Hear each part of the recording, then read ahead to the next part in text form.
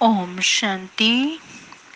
आज 20 सितंबर 2021। आज मीठे प्यारे बाप दादा के महावाक्य हैं। मीठे बच्चे, बाप आए हैं तुम्हें ऐसे श्रेष्ठ कर्म सिखलाने जिससे तुम 21 जन्म की बादशाही का वर्षा ले सको, अटल अखंड राज्य के मालिक बन सको। प्रश्न: गृहस्थियों और सन्यासियों के किस एक सिद्धांत में बहुत बड़ा अंतर है? गृहस्थियों और सन्यासियों के किस एक सिद्धांत में बहुत बड़ा अंतर है? उत्तर: गृहस्थियों का सिद्धांत है कि भगवान जरूर किसी न किसी रूप में आएगा, और सन्यासियों का सिद्धांत है कि ब्रह्म को याद करने से ब्रह्म में लीन हो जाएंगे। अब बाप समझाते हैं, ब्रह्म में कोई लीन नहीं होता। आत्मा अमर है, वह लीन कैसे होगी? भगवान यदि आएगा तो जरूर टीचर बनकर शिक्षा देगा, प्रेरणा से तो ज्ञान नहीं देगा ना। आज का गीत है, तुम्हें पाके हमने जहाँ पा लिया है, जमी तो जमी आसमां पा लिया है। ओम शांति। मीठे मीठे रूहानी बच्चों ने ये गीत सुना। रूहानी बच्चे ही कहते हैं कि बाबा, बच्चे जानते हैं ये बेहद का बाप बेहद का सुख देने वाला है, अर्थात वह सभी का बाप है।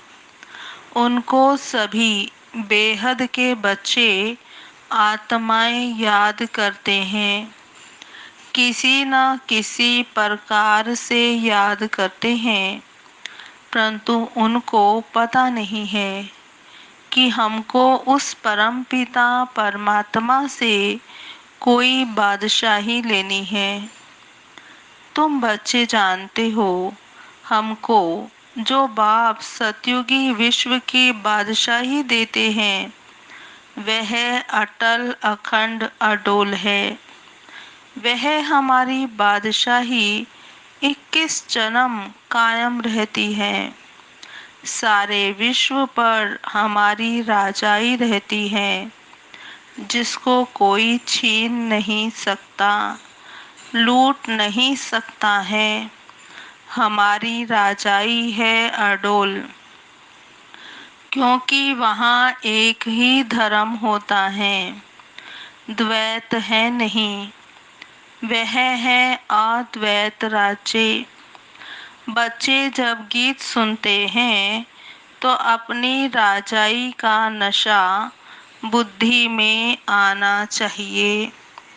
ऐसे ऐसे गीत घर में रहने चाहिए जिससे बाप और वर्षे की झट याद आती है। बाप के याद की मस्ती के गीत होने चाहिए। तुम्हारा सब है गुप्त। बड़े आदमियों के तो बहुत ठाठ होते हैं, तुमको कोई ठाठ नहीं है। तुम देखते हो जिसमें बाबा ने प्रवेश किया है उसमें भी कोई ठाठ की बात नहीं है। कपड़े आदि सब वही हैं। तुम बुद्धि से समझते हो कि बाबा ने इसमें प्रवेश किया है, हमको ये राज्य भाग्य देने।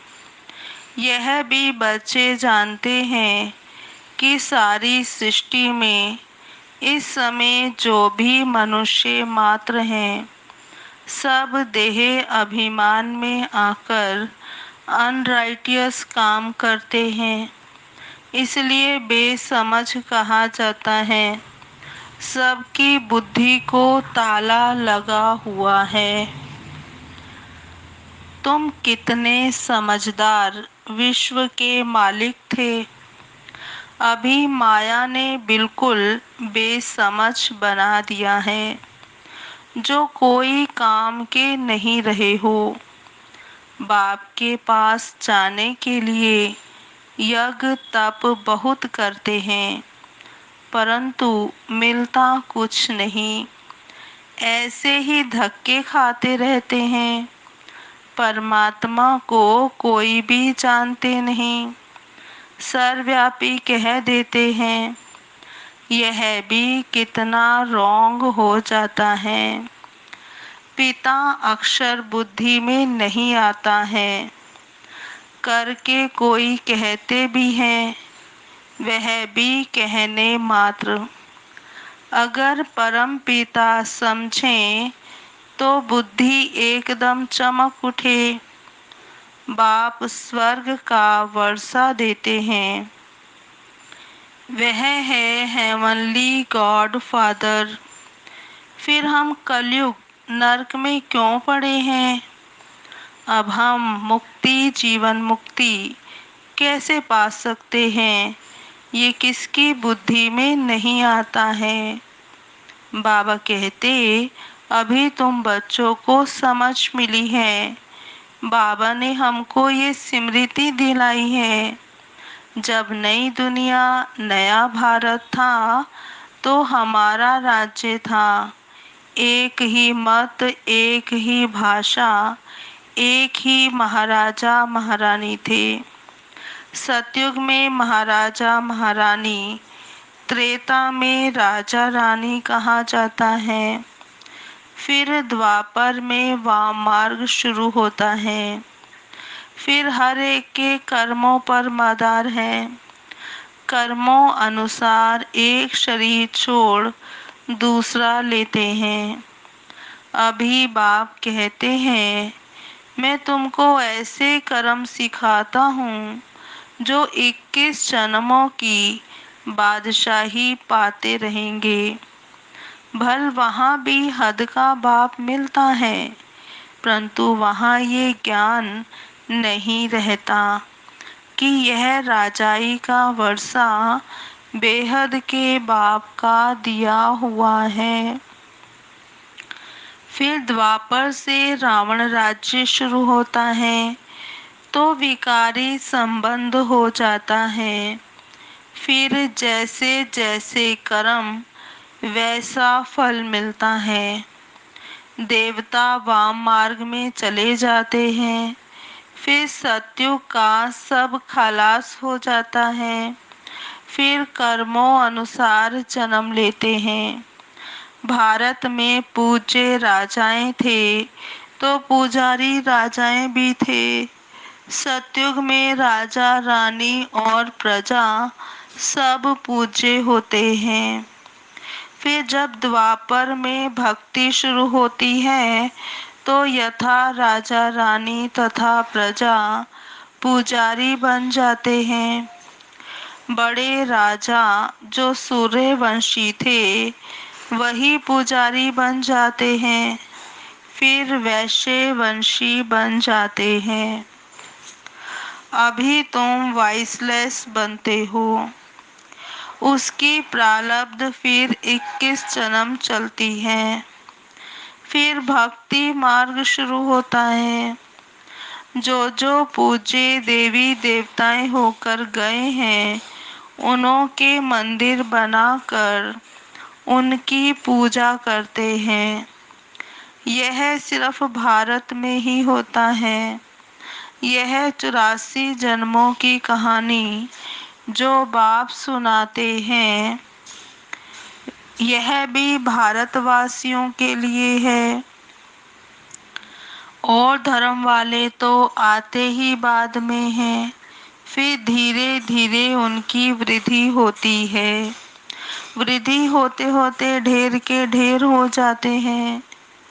वैरायटी भिन्न भिन्न देवी देवताओं की भी रस्म रिवाज थी, वह भारत के गुरुओं की नहीं है।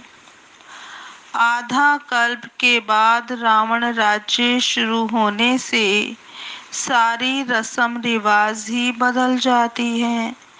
फिर पूजे से पुजारी बन जाते हैं।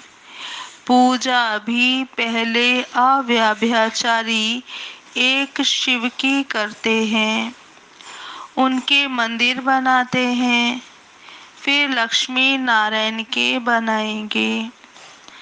एक ने लक्ष्मी नारायण का मंदिर बनाया तो दूसरा भी बनाएंगे, फिर राम सीता के मंदिर बनाने लग पड़ेंगे।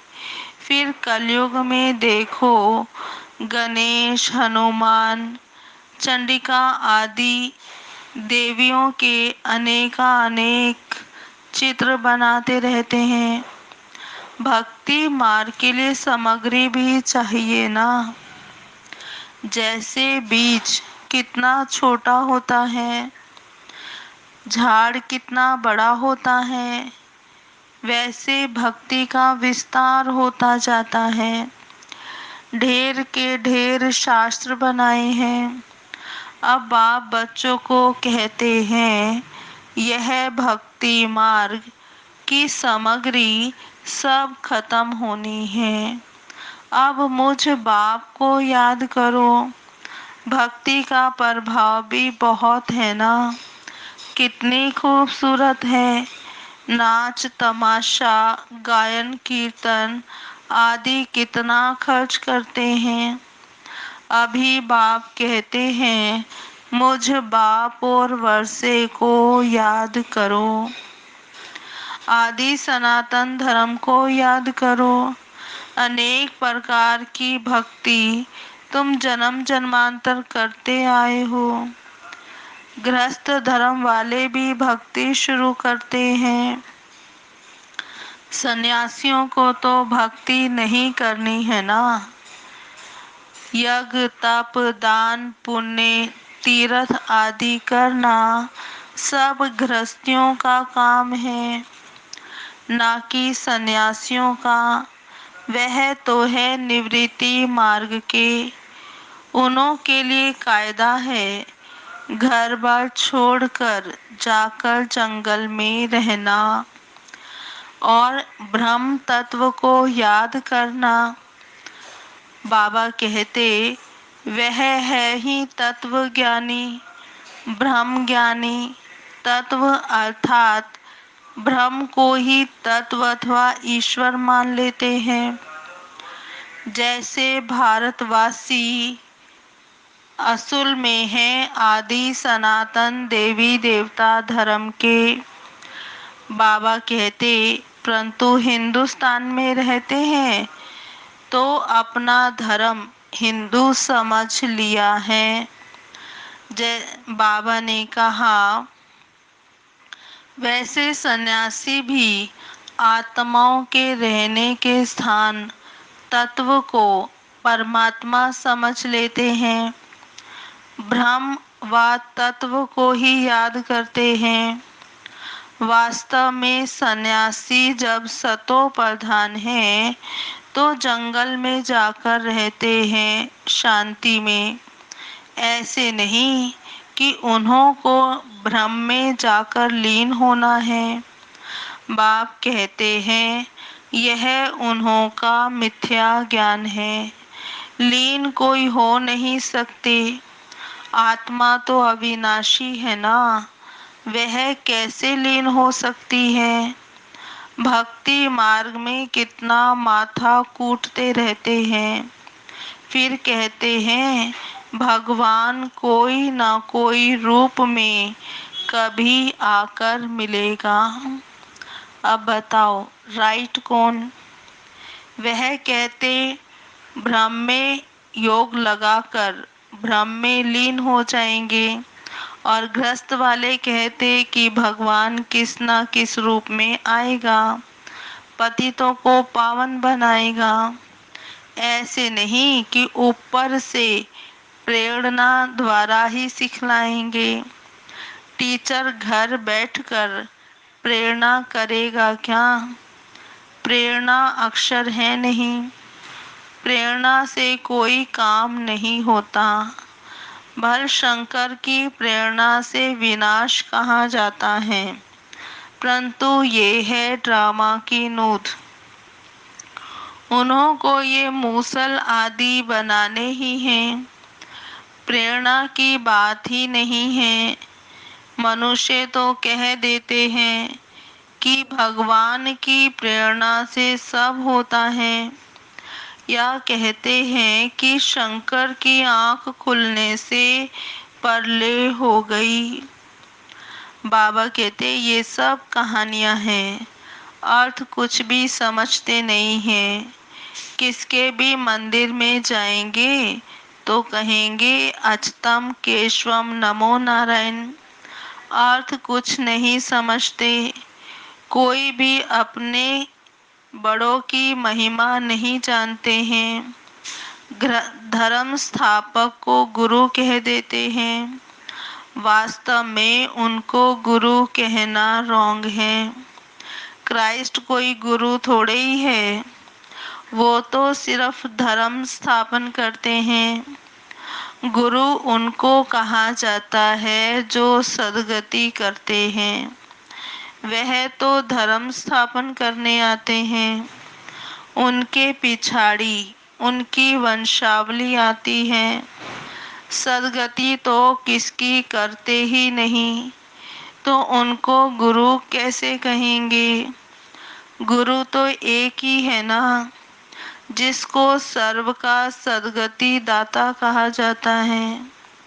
भगवान बाप ही आकर सर्व की सद्गति करते हैं, मुक्ति जीवन मुक्ति देते हैं।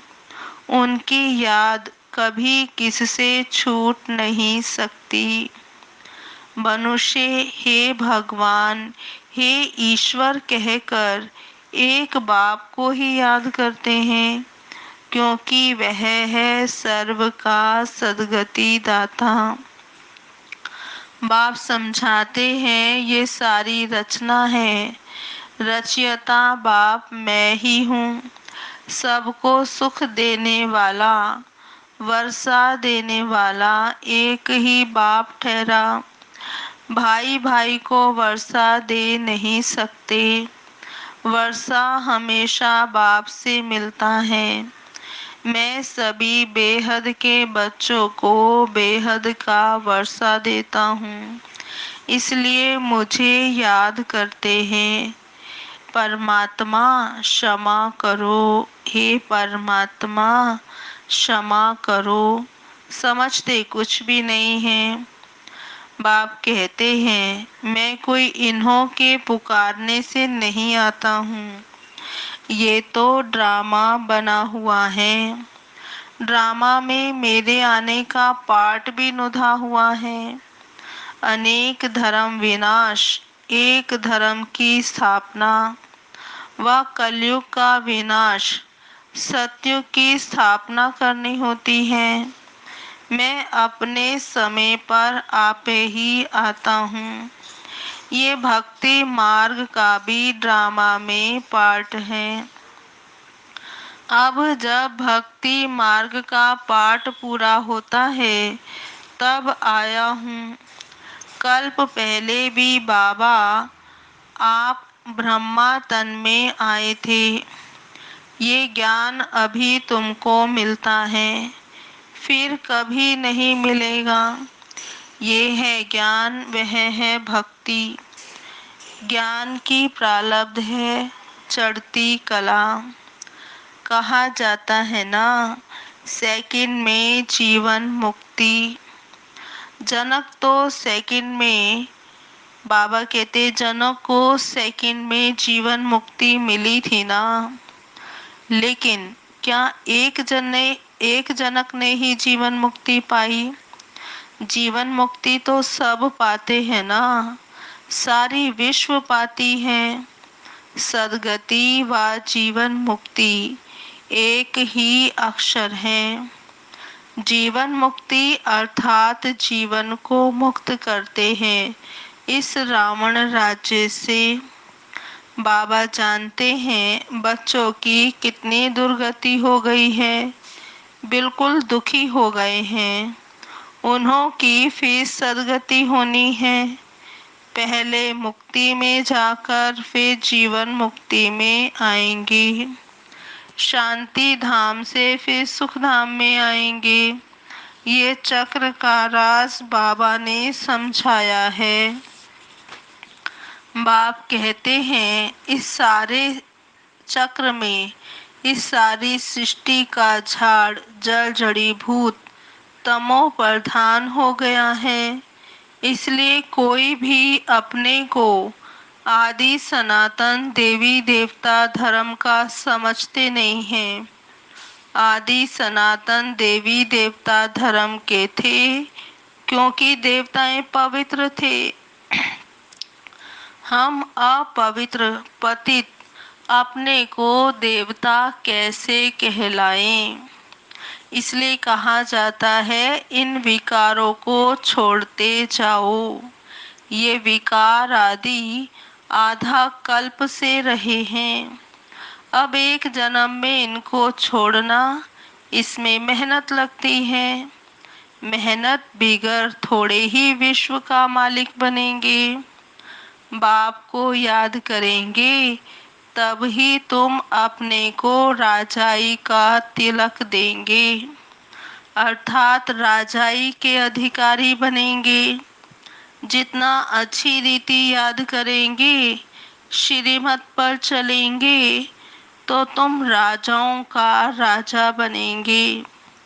पढ़ाने वाला टीचर तो आया है पढ़ाने। ये पाठशाला है ही मनुष्य से देवता बनने की, नर से नारायण बनाने की कथा सुनाते हैं। ये कथा कितनी नामी ग्रामी है। इनको अमर कथा, सत्य नारायण की कथा, तीसरी की कथा भी कहते हैं। देखो गीत कितना अच्छा है। बाबा हमको विश्व का मालिक बनाते हैं, जो मालिक बना कोई लूट ना सके। कोई अर्थक्वेक आदि नहीं होगी, वहाँ विघ्न की कोई बात नहीं। ऐसा अटल अखंड पवित्रता सुख शांति का राज्य तुम अभी पा रहे हो।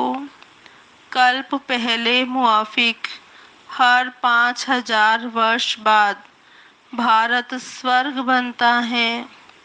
तुम जानते हो हम 100 देवता थे, फिर 84 जन्म लेते लेते आकर यह बनते हैं।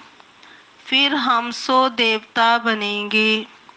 इसको कहा जाता है स्वदर्शन चक्रधारी।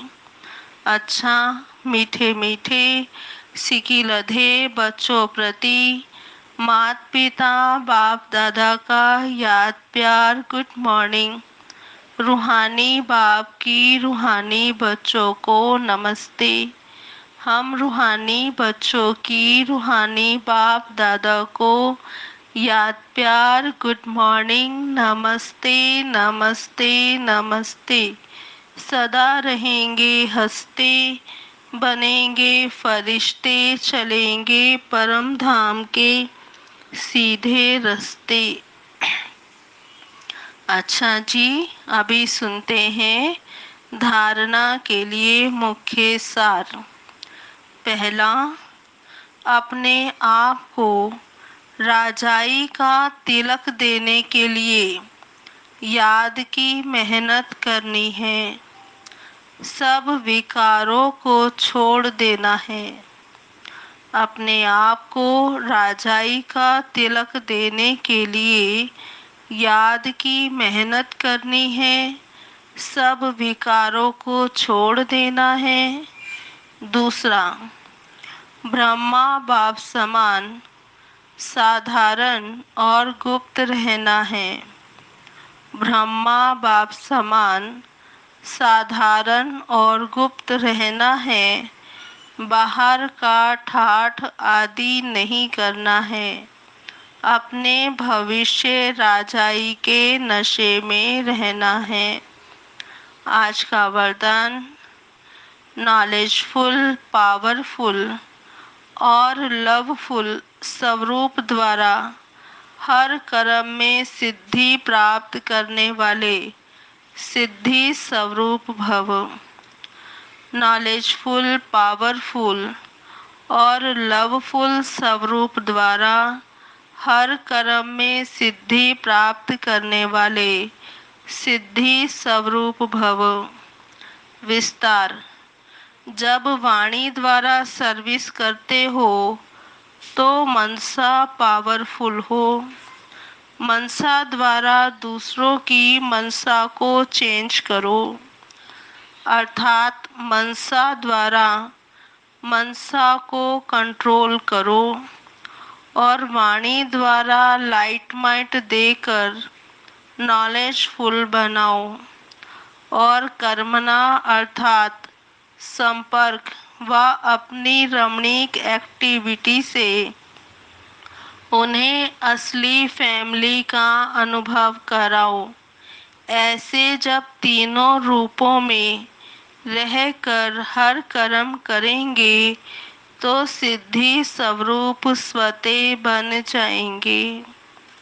और आज का स्लोगन है, अपने पास शुद्ध संकल्पों की शक्ति जमा करो तो यह शक्ति सेफ्टी का साधन बन जाएगी।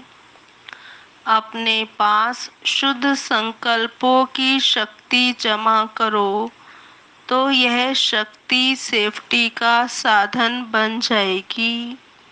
अच्छा जी, ओम शांति। ओम शांति। अब सुनते हैं आज की मुरली के स्वमान। पहला, मैं आत्मा सतयुगी विश्व की बादशाही बाबा से ले रही हूँ। मैं आत्मा सतयुगी विश्व की बादशाही बाबा से ले रही हूँ। दूसरा स्वमान। मैं आत्मा अटल, अखंड, अडोल राज्य ले रही हूँ। मैं आत्मा अटल, अखंड, अडोल राज्य ले रही हूँ। तीसरा स्वमान। मैं आत्मा समझदार बन रही हूँ। मैं आत्मा समझदार बन रही हूँ। चौथा स्वमान है, मैं आत्मा वॉइसलेस हूँ। मैं आत्मा वॉइसलेस हूँ। पांचवा, मैं आत्मा पुजारी से पूज्य बन रही हूँ। मैं आत्मा पुजारी से पूज्य बन रही हूँ। छठा स्वमान। मैं आत्मा स्वदर्शन चक्रधारी हूँ। मैं आत्मा स्वदर्शन चक्रधारी हूँ। सातवां, मैं आत्मा नॉलेजफुल, पावरफुल, लवफुल हूँ। मैं आत्मा नॉलेजफुल, पावरफुल, लवफुल हूँ। आठवां स्वमान। मैं आत्मा सिद्धि स्वरूप हूँ। मैं आत्मा सिद्धि स्वरूप हूँ। ओम शांति। अभी हम 10 मिनट बाबा को याद करेंगे। ओम शांति।